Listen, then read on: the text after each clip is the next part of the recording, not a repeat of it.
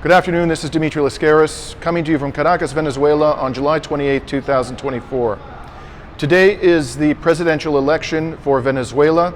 I came here a few days ago at the invitation of the United Socialist Party of Venezuela. That's the party of Hugo Chavez and of the current president, Nicolas Maduro. I was one of hundreds of people who were invited by the party from across the world to act as election observers today, and I readily accepted the invitation.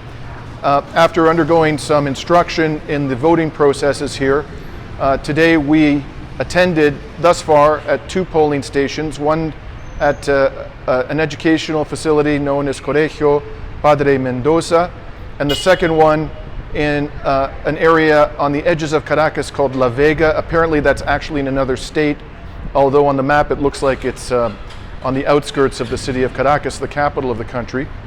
And I'm going to show you some of the footage from both of these polling stations. The first, again, Padre Mendoza, you're going to see the lineup of voters quite long at the exterior of the polling station, some of the festivities that were going on there. Then I'll take you inside where you're going to hear from the person who was actually supervising the voting, part of the election commission. And she's speaking in Spanish, but someone was kind enough to translate as she was speaking into English, so you'll get an idea of how the voting process is required to actually proceed.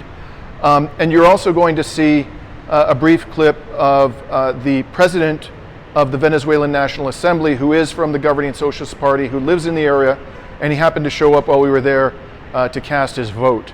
And then I'll show you footage from the exterior of the second polling station, La Vega.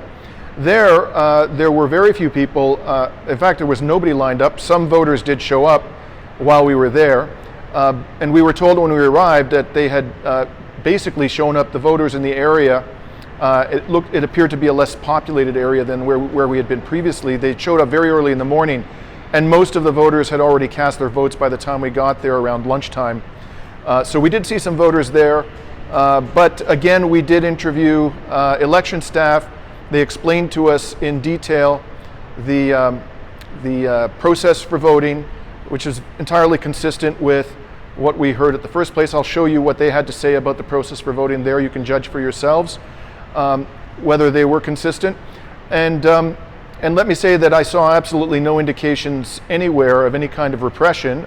Of course, there's only so much you can ascertain by visiting a polling station for an hour and a half, as we did in each case, but certainly everybody seemed to be calm. There was no agitation. There were no evident forms of pressure for people to vote one way or another. And thus far, by all indications, at least in terms of what I've been able to see and hear, everything is proceeding in a peaceful, orderly, and non-repressive manner. I hope you'll find this informative, and if we have an opportunity to visit more polling stations this afternoon and we learn anything new about the process, I will certainly report back to you. Failing that, my next report will come once we have a good idea of what the outcome of this election is going to be.